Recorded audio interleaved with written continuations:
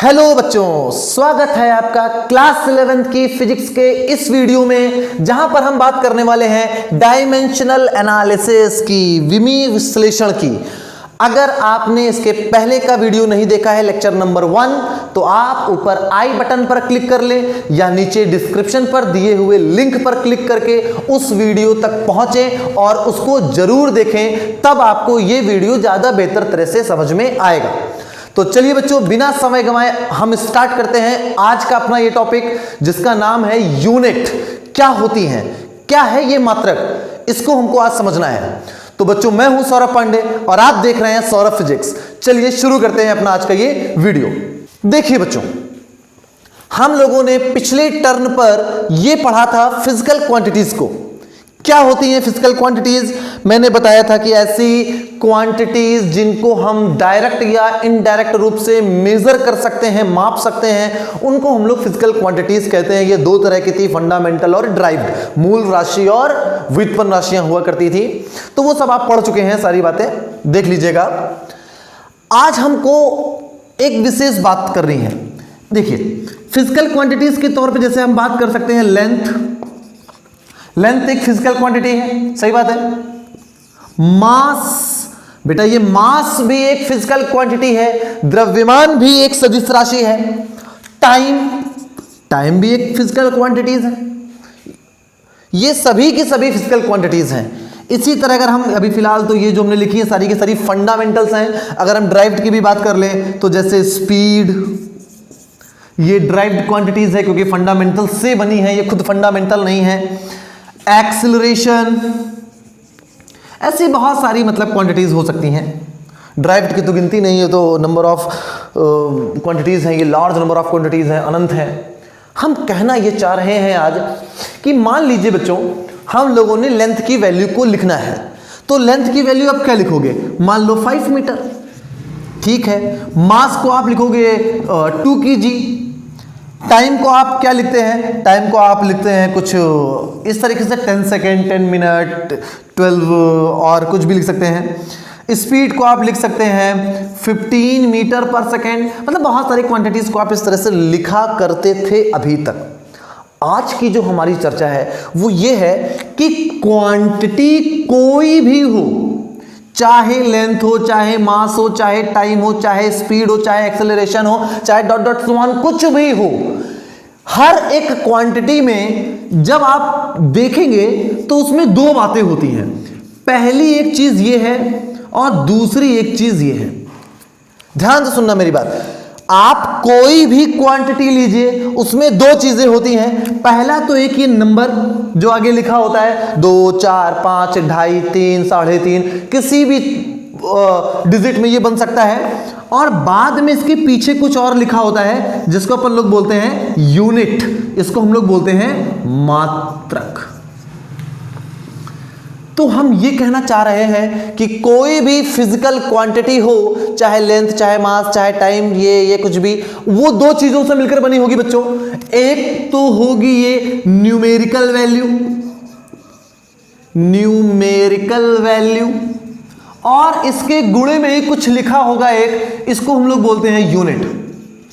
यानी कि हमको यहां से ये समझ आती है बात कि फिजिकल क्वांटिटी कोई भी हो, एक्स वाई जेड कुछ भी हो, उसमें दो चीजें होंगी। पहला होगा उसका न्यूमेरिकल वैल्यू कि वो कितनी है, ये अमाउंट बताएगी हमको। कि जैसे मास की बात कर रहे हैं तो मास कितना है, 2 किलो, 3 किलो, 4 किलो, 5 किलो में ये जो नंबर आ रहा है वो उसके अमाउंट को बता रहा है, उसका मैग्नीट्यूड बता रहा है, उसकी वैल्यू कितनी है भैया। तो ये हो गई उसकी न्यूमेरिकल वैल्यू, संख्यात्मक मान कितना है, समझ पा रहे? जैसे टाइम भी आप बोलते हैं तो कितना है, 20 सेकंड बीत चुके, तो 20। ये जो वैल्यू आ रही है ये है न्यूमेरिकल वैल्यू, ये है संख्यात्मक मान। हर क्वांटिटी में होता है। आप दुनिया की कोई क्वांटिटी भी आप सोच ले, जैसे फोर्स लगा 10 न्यूटन, तो 10 न्यूमेरिकल वैल्यू है, साथ में न्यूटन, वो उसका यूनिट बन जाएगा। तो कोई भी फिजिकल क्वांटिटी होगी उसमें न्यूमेरिकल वैल्यू भी होगी और यूनिट भी होगी। अच्छी बात है।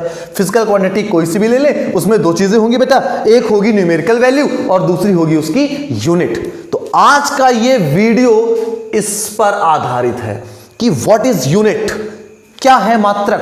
संख्यात्मक मान तो अपने आप आएगा, अभी हमको दिखेगा न्यूमेरिकल वैल्यू अपने आप आ जाएगी। यूनिट क्या होती है, अगर अपन लोग इसको समझ गए तो फिर कोई इश्यू नहीं बचेगा। यही टॉपिक आज का मेन है और वैसे ये फिजिक्स में काफी अहम है। चलिए बच्चों देखिए, यूनिट क्या होता है? यूनिट एक्चुअली में किसी फिजिकल क्वांटिटी का एक स्टैंडर्ड मान होता है, एक स्टैंडर्ड वैल्यू होती है। स्टैंडर्ड मतलब मानक, एक विशेष वैल्यू हम मान लेते हैं। नहीं समझे? कहने का मेरा मतलब है जैसे लंबाई, तो लंबाई बहुत ज्यादा हो सकती है, बहुत छोटी हो सकती है। तो लंबाई की हमने एक लिमिटेड वैल्यू माना, लगभग इतना। इस वैल्यू को मान करके हम लोगों ने इसको एक नाम दे दिया कि भैया इतनी लंबाई जो है ये आज से कहलाएगी 1 मीटर। हम लोगों ने क्या किया, पहले एक लंबाई बहुत सारी अपने पास है, उसी लंबाई में से एक निश्चित वैल्यू को हमने चुन लिया सबकी सहमति से कि हाँ भैया इतनी लंबाई को हम स्टैंडर्ड मान लें। स्टैंडर्ड मानने का एक मतलब और भी होता है, हम कैसे चुनते हैं कोई स्टैंडर्ड? स्टैंडर्ड चुनने का मतलब होता है कि ना तो हम बहुत बड़ा स्टैंडर्ड ले लें जो आसानी से उपलब्ध ना हो, ना तो बहुत छोटा ले लें जो आसानी से उपलब्ध ना हो। मतलब एक ऐसी लिमिटेड वैल्यू जो बड़ी आसानी से हम लोगों को मिल जाती है। जैसे कपड़ों में भी होता है बच्चों, ना तो बहुत छोटे कपड़े आसानी से मिलते हैं, ना तो बहुत बड़े साइज के कपड़े आसानी से मिलते हैं। जो मीडियम होते हैं वो आसानी से मिल जाते हैं। शूज में भी ऐसा होता है कि बहुत छोटे शूज भी दिक्कत करते हैं किसी के पैर के, और बहुत बड़े साइज के जो शूज होते हैं वो भी समस्या करते हैं। तो लिमिटेड साइज होता है वो ज्यादा बेहतर है। तो हम फिजिकल क्वांटिटी का कोई लेते हैं लेंथ, तो उसका एक लिमिटेड साइज ले लिया, लगभग इतना ले लिया, और उसका नाम दे दिया हम लोगों ने 1 मीटर। अब हम क्या करेंगे, जैसे हमको इस बोर्ड की लेंथ नापनी है, तो हम वो जो इतनी लंबी नापी है हम लोगों ने स्टैंडर्ड वैल्यू, जैसे वो कोई रॉड होगी, इतनी लंबी जो रॉड है उसी को हमने कहा कि बेटा ये 1 मीटर है ऐसे।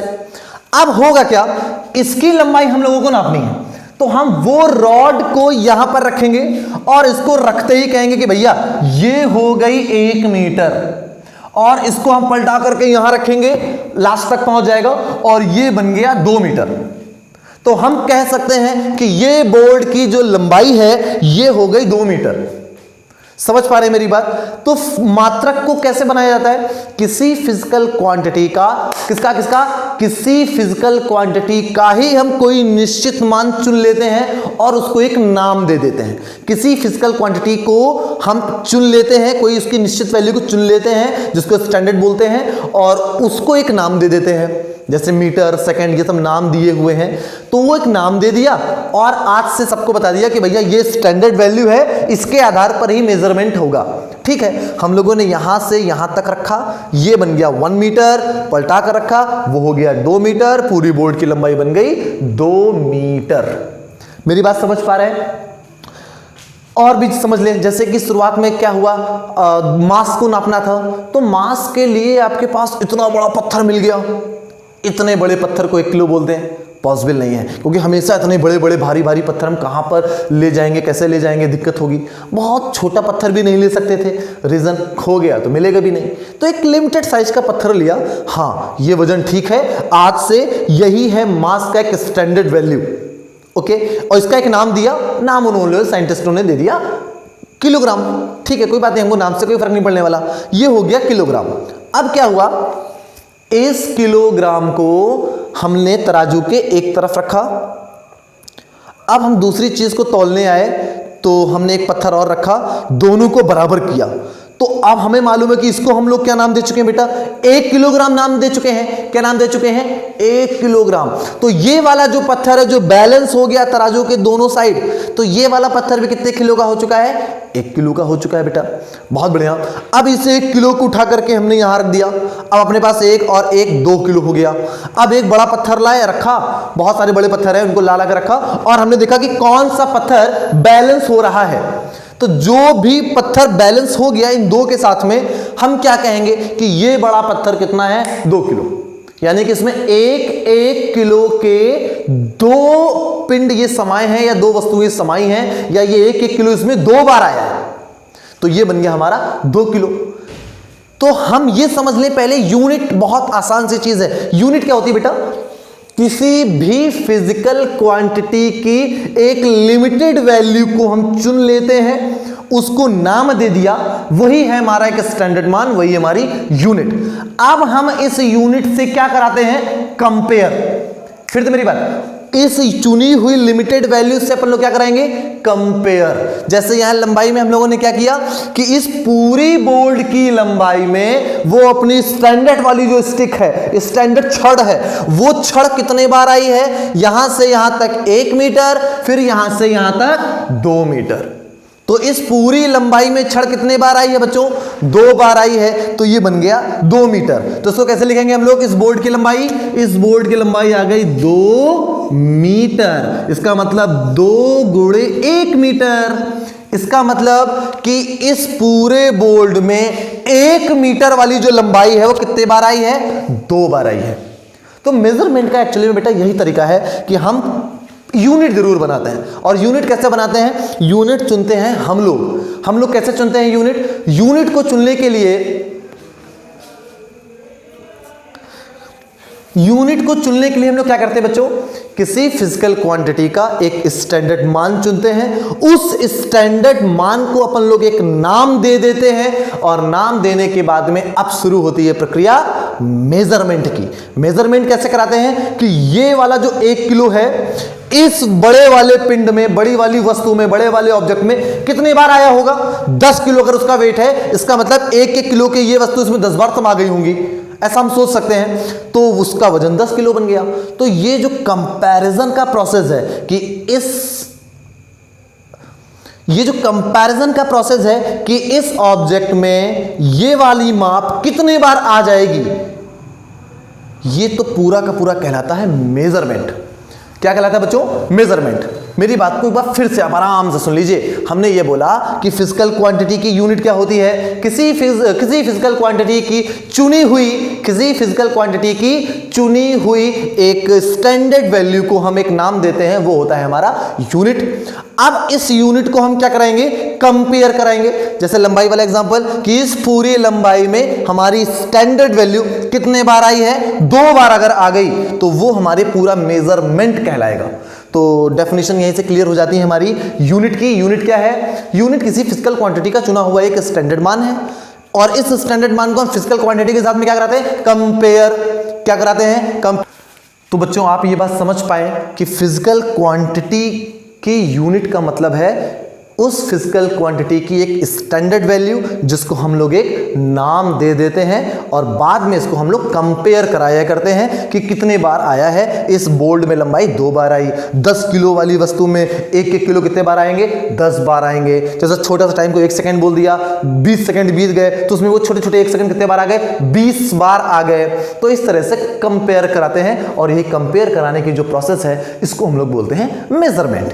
तो चलिए बच्चों अब देख लेते हैं हम लोग यूनिट की रियल डेफिनेशन क्या है। कॉपी पे डेफिनेशन हम लोग क्या लिखते हैं, देखिए बच्चों यूनिट की डेफिनेशन लिखी हुई है,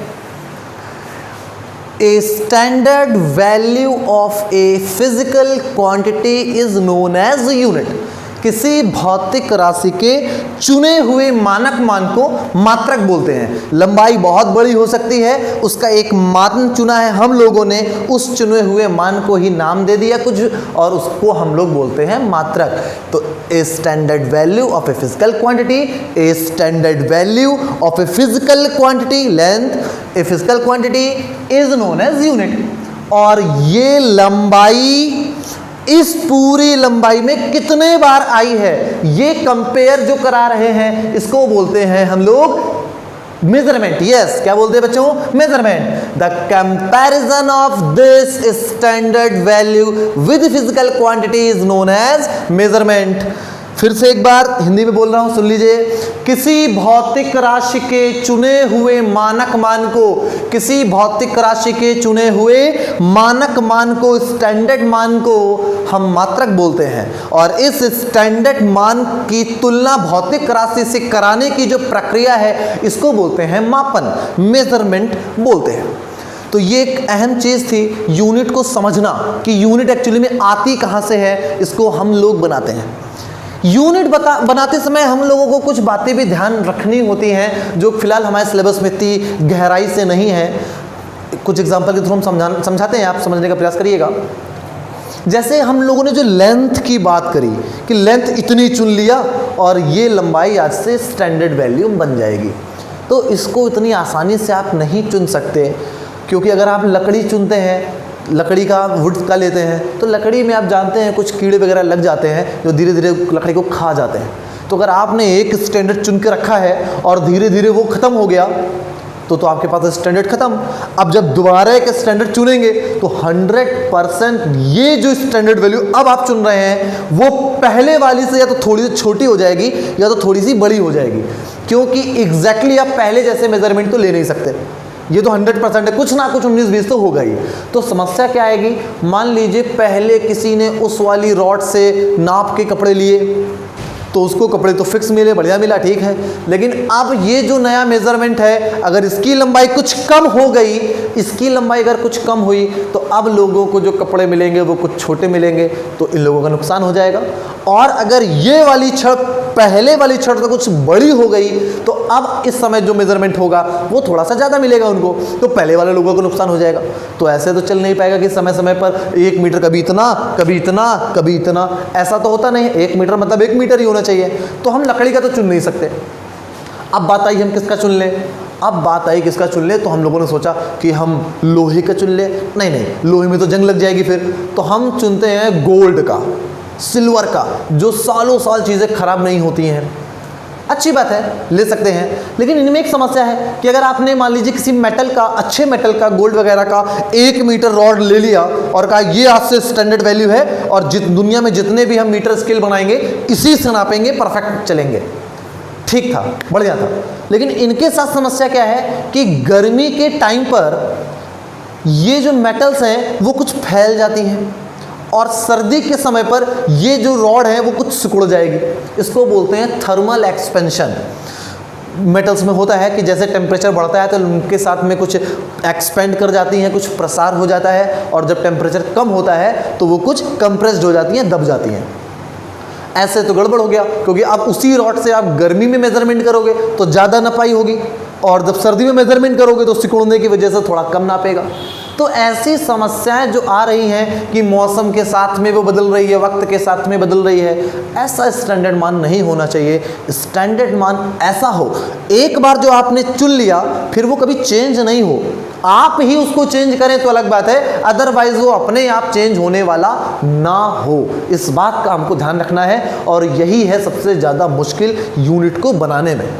तो आपकी बुक में किलोग्राम सेकंड वैकेंड की परिभाषा लिखी होगी, डेफिनेशन लिखी होगी, आप एक बार पढ़ के देखिएगा कि मीटर को कैसे हम मेज़रमेंट किया है, सेकंड का कैसे मेज़रमेंट किया है। बहुत ज़्यादा टेक्निकल चीज़ें हैं जो टाइम टू टाइम चेंज होती हैं, तो उनको बताने का भी कोई मतलब अभी नहीं है, क्योंकि अभी हम बताएंगे और मालूम पड़ा वो अगले साल चेंज हो गई, 2 साल 10 साल बाद चेंज हो गई, तो कभी भी चेंज हो सकती हैं। हाँ, लेकिन पढ़ना जरूर उसको, ताकि आपको पता चले कि यूनिट कितना कठिन काम है बनाना। तो खैर अभी हम लोग ये समझ पाए हैं कि यूनिट क्या होती है, किसी फिजिकल क्वांटिटी की एक स्टैंडर्ड वैल्यू को चुनना और उसको एक नाम दे देना, ये है यूनिट। और इस स्टैंडर्ड वैल्यू का फिर कंपेयर कराना कि भैया तुम्हारी इस वाली वैल्यू में हमारी स्टैंडर्ड वैल्यू इतने बार समा जाएगी, ये कहलाता है हमारा मेजरमेंट। तो किसी भौतिक राशि के चुने हुए मानक मान को मात्रक बोलते हैं, और इस मानक मान की भौतिक राशि से कंपेयर कराने की जो प्रक्रिया है उसको हम मेजरमेंट बोलते हैं। तो चलिए बच्चों आगे बढ़ते हैं हम लोग। अब हम लोगों को फिजिकल क्वांटिटी में पढ़ाया गया था, फिजिकल क्वांटिटी 2 तरह की होती हैं। पहली का नाम है फंडामेंटल और दूसरी का नाम है डिराइव्ड, मूल राशि और व्युत्पन्न राशि। अब आपने अभी पढ़ा है कि फिजिकल क्वांटिटी कोई भी हो उसके पास यूनिट तो होगा ही, तो फिजिकल क्वांटिटी अपने पास 2 तरह की हैं। फिजिकल क्वांटिटीज अपने पास 2 तरह की हैं, एक है फंडामेंटल, दूसरी है डिराइव्ड। तो फंडामेंटल जितनी भी हैं उनके भी अपने यूनिट होंगे, डिराइव्ड भी हैं उनके भी अपने यूनिट होंगे। तो बस फंडामेंटल क्वांटिटीज के जो भी यूनिट होंगे उनको हम फंडामेंटल यूनिट्स कहेंगे, और डिराइव्ड क्वांटिटीज के जो यूनिट होंगे उनको हम लोग डिराइव्ड यूनिट कहेंगे। मतलब मूल राशियों के मात्रक होंगे उनको मूल मात्रक कहेंगे, और व्युत्पन्न राशियों के जो मात्रक होंगे उनको व्युत्पन्न मात्रक कहेंगे। डेफिनेशन अगर हम लोग इसकी देना चाहें तो बच्चों क्या देंगे? बताओ बच्चों क्या देंगे? Those units which are independent any other units called fundamental, और those units which are dependent on fundamental units are called derived units। तो आप जो फंडामेंटल और ड्राइव्ड की डेफिनेशन पहले लिख चुके हैं, उनमें केवल आपको हटाना है क्वांटिटी और लगाना है यूनिट। फिर से सुन लीजिए, इसकी जो फंडामेंटल क्वांटिटी की डेफिनेशन आप लिख चुके हैं, मूल राशि की परिभाषा लिख चुके हैं, जहां जहां मूल राशि आया है तो जहां जहां राशि है वो राशि हटाइए, मात्रक लिख दीजिए, डेफिनेशन बन गई। यहां पर भी जहां जहां राशि आया है वहां वहां मात्रक लिख दीजिए, काम हो जाएगा आपका। तो इसकी डेफिनेशन मुझे लगता नहीं बताना चाहिए, बाकी मैंने बता दिया, एक बार आप रिवर्स करके सुन लीजिए। तो इसकी डेफिनेशन और इसकी डेफिनेशन बहुत आराम से आप लिख सकते हैं। तो जल्दी से हम जरा इसके विषय में बात कर लेते हैं आगे।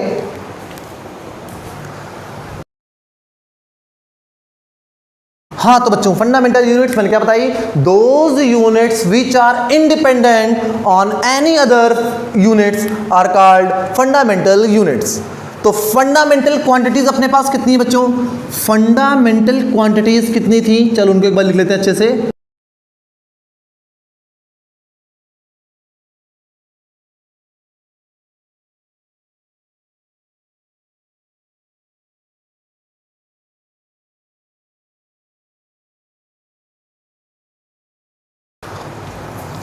देखिए बच्चों, हम लोगों ने जल्दी से लिख दिया है। फंडामेंटल क्वांटिटीज आपके पास 7 थी। Length, mass, time, temperature, electric current, amount of substance और इल्यूमिनस इंटेंसिटी। लंबाई, द्रव्यमान, समय, ताप, वैद्युत धारा, पदार्थ की मात्रा तथा ज्योति तीव्रता। इनके अपने कुछ यूनिट्स हैं। वो यूनिट्स क्या है ये तुमको याद रखने पड़ेंगे। पहले तो ध्यान से सुन लीजिए, क्यों? क्योंकि length, mass, time, temperature, electric current, amount of substance और इल्यूमिनस इंटेंसिटी ये फंडामेंटल है। फंडामेंटल मतलब ये किसी पर डिपेंड करती नहीं है, किसी से मिलकर बनती नहीं है, ये तो एकदम बेसिक है। याद करिए, अल्फाबेट्स हमने एग्जांपल बताया था कि एक तरह से अल्फाबेट्स हैं इंग्लिश के, ये मेन है। अब इनसे हम लोग स्पेलिंग बनाते हैं, वो ड्राइव्ड होती हैं। तो ये जो हमारे बेसिक हैं, इनके यूनिट हम लोगों ने बनाए हैं। इन सबको हमने क्या किया? बनाया है, बना के रखा है कि भैया लंबाई को इसमें नापेंगे, मास को हम लोग इसमें नापेंगे, टाइम को इसमें नापेंगे। ये सब हम लोगों ने बनाए हैं। अब जो ड्राइव्ड वाले हैं, व्युत्पन्न मात्रक हैं, वो हमने बनाए नहीं हैं। इन्हीं को अरेंज कर करके, यानी कि राशियों की बात करें, क्वांटिटीज की बात करें तो ये अल्फाबेट्स हैं, और यूनिट की बात करें, मात्रक की बात करेंगे तो ये अल्फाबेट है। और क्वांटिटीज कैसे बनाते हैं? इन्हीं अल्फाबेट्स को मिला मिला के हम लोग नई क्वांटिटीज बनाते हैं। नए यूनिट्स कैसे बनाते हैं? इन्हीं अल्फाबेट्स को मिला मिला के हम लोग नए नए यूनिट और बना लेंगे। तो ये है बेसिक, तो इनको तो तुमको याद रखने पड़ेंगे। और जो ड्राइव्ड वाले होंगे, व्युत्पन्न मात्रक होंगे, उनको हम लोग आराम से बना लेंगे, अभी आपको दिखाएंगे। तो लेंथ का जो यूनिट होता है बेटा वो मीटर होता है, एम से लिख दिया। मास का किलोग्राम होता है, केजी से लिख दिया। समय का सेकंड होता है, एसईसी से लिख दिया। टेम्परेचर का बच्चों आप डिग्री सेल्सियस भी लिख सकते हैं और केल्विन भी लिख सकते हैं। करंट का पढ़ चुके हैं क्लास 10th में, एम्पियर होता है। अमाउंट ऑफ सब्सटेंस का केमिस्ट्री में सुना होगा, मोल हम काफ़ी यूज़ करते हैं। और इल्यूमिनस इंटेंसिटी का कैंडिला, ये आपको कहीं पढ़ने को नहीं मिलेगा। पहले क्लास 12th में एक चैप्टर होता था फोटोमेट्री, प्रकाशमिति, वहाँ पर इसके विषय में आपको काफ़ी अच्छे से समझाया जाता था। लेकिन यहाँ पर अब तो लाइट के विषय में पढ़ना तो है कि लाइट में रिफ्लेक्शन होगा, रिफ्रैक्शन होगा, डिस्पर्शन होगा, परावर्तन, अपवर्तन, वर्ण, विक्षेपण, सब कुछ होगा। ये सब कुछ पढ़ाया जाता है। क्लास 10th में भी आपने पढ़ा है, क्लास 12th में भी पढ़ाया जाएगा। कहीं पर अब आपको लाइट का मेजरमेंट नहीं पढ़ाया जाएगा कि लाइट को नापे कैसे, कि कितनी लाइट आकर के गिरी है। तो लाइट का अगर मेजरमेंट पढ़ते हैं हम तो वहां पर ये पढ़ाया जाता है कि ल्यूमिनस इंटेंसिटी नाम की एक चीज होती है जो प्रकाश की तीव्रता को नापती है, और उसकी यूनिट हम लोग नापते हैं कैंडेला। तो ये है हमारी फंडामेंटल यूनिट्स, और ये है फंडामेंटल क्वांटिटीज, और ये उनकी है फंडामेंटल यूनिट्स जो हमको हमेशा याद रखनी है। ये भूल गए तो फिर गड़बड़ हो जाएगा, फिर दिक्कत हो जाएगी। तुमको ये रटी होनी चाहिए एकदम रटवा बिल्कुल, कि हमारे पास फंडामेंटल क्वांटिटीज कौन सी हैं? ये 7। फंडामेंटल यूनिट कौन सी हैं? ये 7।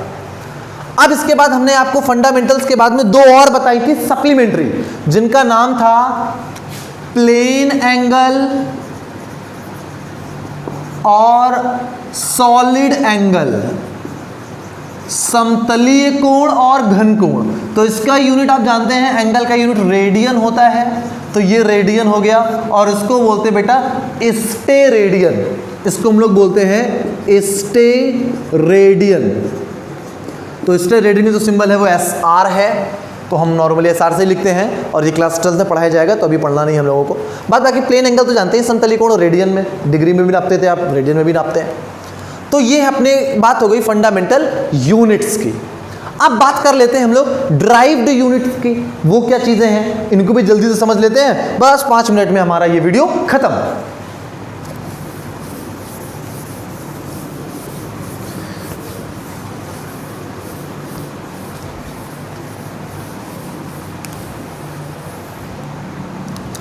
देखिए बच्चों, ड्राइव्ड यूनिट्स, बच्चों साथ में पढ़ते रहिए, पीछे हो जाएंगे फिर समस्या होगी, क्योंकि आप स्कूल जब जाएंगे तो फिर आपको टीचर्स शुरुआत से नहीं पढ़ाएंगे।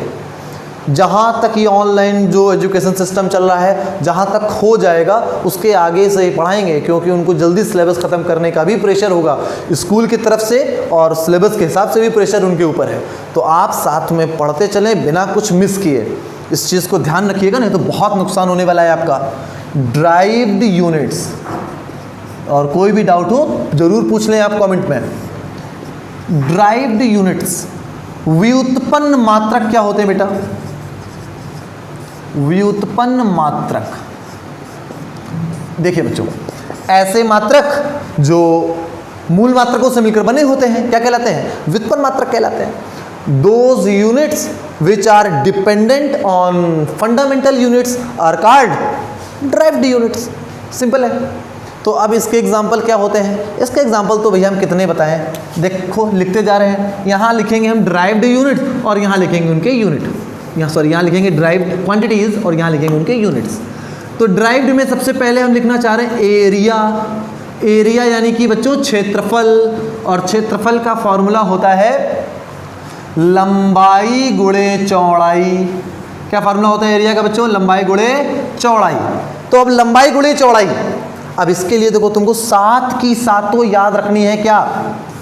फंडामेंटल, लेंथ, मास, टाइम, टेम्परेचर, इलेक्ट्रिक करंट, और बाकी जो भी है उनका यूज़ नहीं है, मैं लिख नहीं रहा। लेंथ की जो यूनिट होती है बेटा इसकी क्या बताइए भी फंडामेंटल, ये होती है मीटर। मास की होती है बेटा किलोग्राम, टाइम की होती है सेकेंड, और टेम्परेचर की होती है डिग्री सेल्सियस। इलेक्ट्रिक करंट लिख दिया है तो समझ लेते हैं इसकी होती है एम्पियर।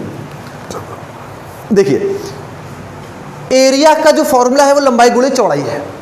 लंबाई क्या, लेंथ की यूनिट क्या होती है? मीटर। मीटर, ठीक बात है, इनटू, अब चौड़ाई आ गई, लंबाई गुणे चौड़ाई।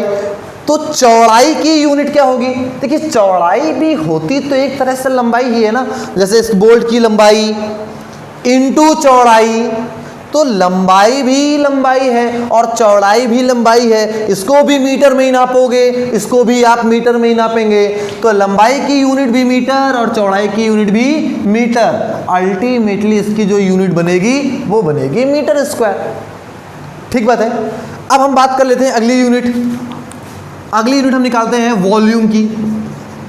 तो वॉल्यूम को हम लोग बोलते हैं हिंदी में आयतन, और आपको फॉर्मूले पता होंगे बहुत सारे।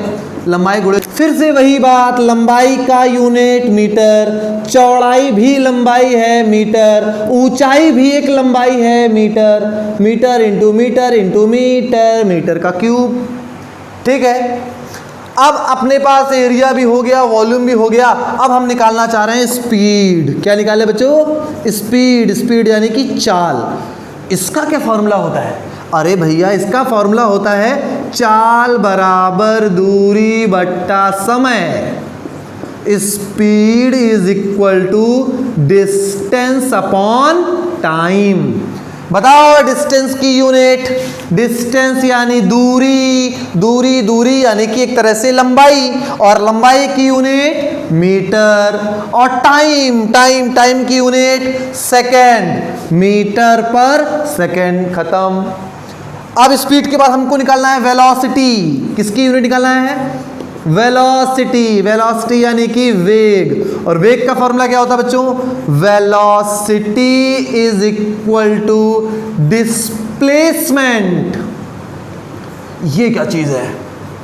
कोई नहीं, आगे आप पढ़ेंगे आराम से डिस्प्लेसमेंट, बाकी आप क्लास 9 में पढ़ चुके हैं डिस्टेंस और डिस्प्लेसमेंट, दूरी और विस्थापन। तो वेग बराबर विस्थापन बटे समय। तो विस्थापन आप अगर जानते हैं तो अच्छी बात है, नहीं जानते कोई बात नहीं। विस्थापन भी एक तरह से दूरी होती है और इसकी यूनिट भी कितनी होगी? मीटर, और टाइम की यूनिट वही सेकेंड। तो ऐसे बहुत सारी यूनिट्स हम निकाल सकते हैं फिजिकल क्वांटिटीज की, जो किसके टर्म में आ जाएंगी? ये सब की सब आ जाएंगी फंडामेंटल्स के टर्म में। देखिए metre fundamental, metre cube fundamental से ही बनी है, मीटर पर सेकेंड। अब देख रहे हैं ना, इसमें मीटर 2 बार आया, इसमें मीटर और सेकंड आया, इसमें भी मीटर और सेकंड आया, और भी निकाल सकते हैं, इनका अंत नहीं होगा, चलती ही रहेंगी। अभी वेलोसिटी निकाला है, फिर फोर्स निकाल सकते हैं, फिर डेंसिटी निकाल सकते हैं, वर्क निकाल सकते हैं, एनर्जी निकाल सकते हैं, ये निकलती ही रहेंगी। तो हमको अभी इतना नहीं निकालना है यूनिट्स, धीरे धीरे हम आगे चैप्टर पढ़ेंगे और हम अच्छे से निकालना सीख जाएंगे। तो बच्चों, आज के इस वीडियो में हम लोगों ने क्या सीखा? आज के इस वीडियो में हमने सिखाने का प्रयास किया यूनिट क्या होती है। किसी फिजिकल क्वांटिटी का एक निश्चित मान हम चुनते हैं और उसको एक नाम देते हैं, उसको हम बोलते हैं यूनिट। और इस यूनिट को अब हम कंपेयर कराते हैं फिजिकल क्वांटिटी के साथ कि इतना बड़ा तुमने नापा, इसका मतलब जो हमारा स्टैंडर्ड मान है उतनी बड़ी वैल्यू में इतने बार समाया है। जैसे इसका मान आया 3.5 kg, यानी कि हमारा एक जो केजी है, 1 kg माना, वो 3.5 बार उसमें आ जाएगा, यानी 3 बार आएगा और 1 बार आधा आ जाएगा। तो ये कंपेयर कराने की प्रक्रिया, ये मेजरमेंट है। यूनिट 2 तरह की होती हैं, एक फंडामेंटल और एक ड्राइव्ड। फंडामेंटल वो होती हैं जो किसी पर डिपेंड नहीं करती हैं, ड्राइव्ड वो होती हैं जो फंडामेंटल पर डिपेंड करती हैं। फंडामेंटल 7 क्वांटिटी थी तो उनकी 7 यूनिट भी पढ़ी। सप्लीमेंट्री 2 होती हैं, प्लेन एंगल और सॉलिड एंगल, तो उनके हिसाब से मैंने लिखा था भी रेडियन और स्टेडियन उनके यूनिट हो गए। इसके बाद आया ड्राइव्ड, और ड्राइव्ड आपके पास यही है कि बहुत सारी ड्राइव्ड क्वांटिटी हैं, उनके फॉर्मूले आपको पता हो तो आप यूनिट आराम से निकाल सकते हैं। अब अगला वीडियो जो हमारा होगा वो यही चैप्टर होगा, डायमेंशनल एनालिसिस। डायमेंशन क्या चीज है इसको हम सीखेंगे। तो अगर आपने ये वीडियो अंत तक देखा है तो आप बेशक इससे काफ़ी कुछ सीखे होंगे, और अगर सीखे हैं तो इस चैनल को सब्सक्राइब करना ना भूलिए, बेल आइकन भी दबा लीजिए ताकि नेक्स्ट वीडियो की आपको नोटिफिकेशन टाइम से मिल पाए, और इस वीडियो को शेयर भी करें ताकि और बच्चों तक ये चीज़ पहुंच सके। तो चलिए बच्चों, आज का वीडियो यहीं पर ख़त्म करते हैं, जल्द ही मिलेंगे हम लोग नेक्स्ट वीडियो के साथ।